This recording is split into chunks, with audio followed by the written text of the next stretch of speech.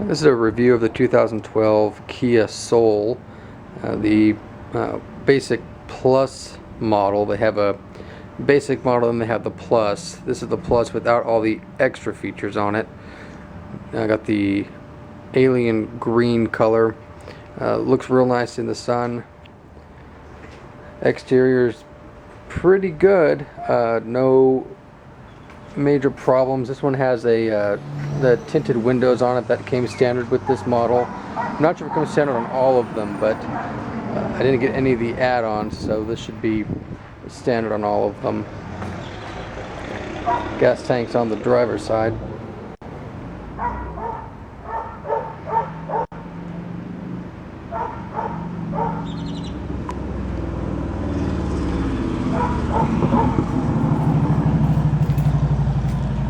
The key's a little bit interesting on this. It's got the alarm, and so you've got your lock, you've got your unlock, and then you have the panic button in the middle.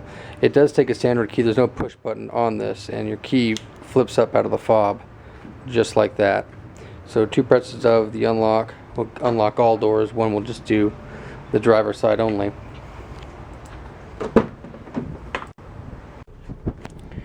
Interior is nice. You've got Soul embedded in the fabric, all fabric in the vehicle, so it's on the driver's side, passenger side, all the seats, car seat not included.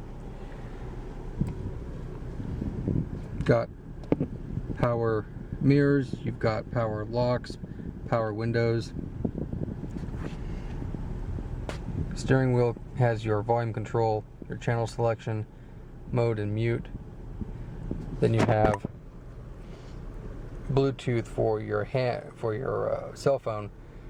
Got your accept call, hang up. This is voice command for your phone book only. You do not have voice command for the stereo on this unless you get the upgraded audio package.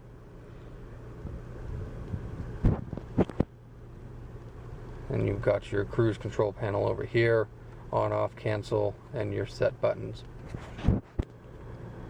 No fancy headlights on this, nothing too spectacular. So you've got your illuminated panel, your regular headlights, and then you have, of course, you have your brights.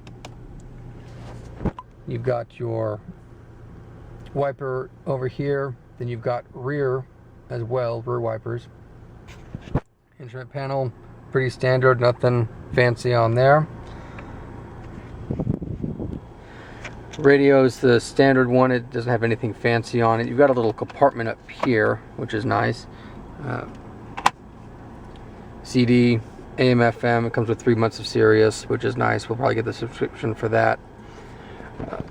AC took a little bit of getting used to. Obviously, you've got the push button here is for circulating the inside air, and then you've got your fan. And then you have your temperature control over here. AC is a push button if you wanted to activate the AC. If you're bringing in the external air and you're going down the freeway, you will hear it. It's very loud. So if you're thinking you got static on the radio, check this first. Make sure you're recirculating your internal air, unless of course you want the external. You've got front defrost, rear defrost. Note that their push buttons are not on any of the dials. Up on top you've got obviously your CD, and then you've got this active eco, which keeps it in an economical running mode, and I'm told it will not run if you have the AC running full blast. When I asked what the benefit was, I was told essentially it's better gas mileage, and I asked, well, why would you ever turn it off? They said you probably will never turn it off, except unless you're running AC or full AC. Hazard lights, and then passenger airbag illumination. It's not a button, just kind of looks like one. If nobody's sitting in the passenger side, the passenger airbag will not deploy in the event of a collision. It's got 4 speakers. You got one on the driver's side, one on the passenger side, on both the front and the back doors. You don't have any speakers in the back. The stereo does come with a bass booster, and you can get to that through your setup. You can scroll. You use your tuning knob to get to your different options on here, and there's your power base. You have low, medium, high, and then of course off. One thing that I noticed when I got in, I had that power base turned on, and even with it on low, it sounded like it was a little bit extreme. And I found out later that it was because of the bass being turned up too high.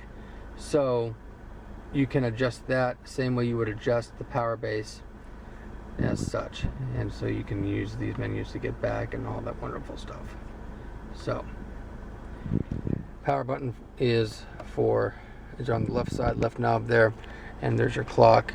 You can set your display to turn on and off if you think it's distracting you. The speakers on this model do not illuminate. On some of the higher models or on the add-on audio system, they'll light up different colors and change to the beat of the music. I actually found it distracting and decided not to get the awesome audio package on this car. It sounded exactly the same. I didn't notice any difference in sound, just in those light up speakers. In addition, that integrated updated audio package also includes a voice command system. You can tell it to play a certain artist or whatever, and it'll do so. It also included a backup camera. With the vehicle having such good visibility, I didn't see a need for that. And to give you an example of the good visibility, I mean, you've almost got a full 360 view, and there's no need for a backup camera with the size of the vehicle. On a larger vehicle, it may have been more necessary. Standard mirror. It doesn't have the automatic dimming for bright lights. It doesn't have home link like some of the other models do, which was fine. We don't have an automatic garage door anyway. AC blows real cold. No complaints there. Of course, I told you I've got the automatic, so I just have park, reverse, neutral, and drive. If I put it in drive, I can set it over here to make it act like a manual transmission, but I don't think I'll be using that. 2 cup holders in the front. I think there's one in the back, and the passenger and driver side doors, you can put a bottle of water here, a bottle of soda, so you can use it as a cup holder. So essentially you have 4 in the front, 1 in the back. Dome lights, 2 dome lights here, 1 back here, and then 1 in the back cargo area, which is pretty nice. Illuminates the base of that. Hatch opens up. It's a pretty easy lift. The vehicles no longer come with a spare tire. Instead, what they come with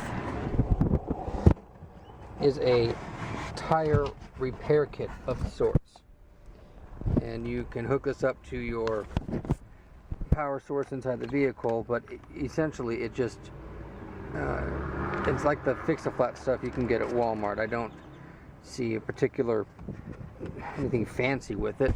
They just don't include a spare tire. I'll probably be buying a spare tire and putting it in the back there. But you've got a lot of storage in the back, and it's surprisingly roomy. And there's that illumination I was telling you about. Illuminates quite well. A little bit of cargo area here on the side. All in all, the 2012 Kia Soul seems to be a pretty good vehicle. Seems to be very well engineered, very sturdy vehicle. The only downside that I can see to it is that the key fob's a little bit awkward. In fact, that the key flips up, and in order to put it back down, you have to press the button again to bring the key back into the fob. And the driver's side door is a little bit heavy. If you don't give it a little bit of force, it doesn't quite close all the way. 2012 Kia Soul, highly recommended vehicle.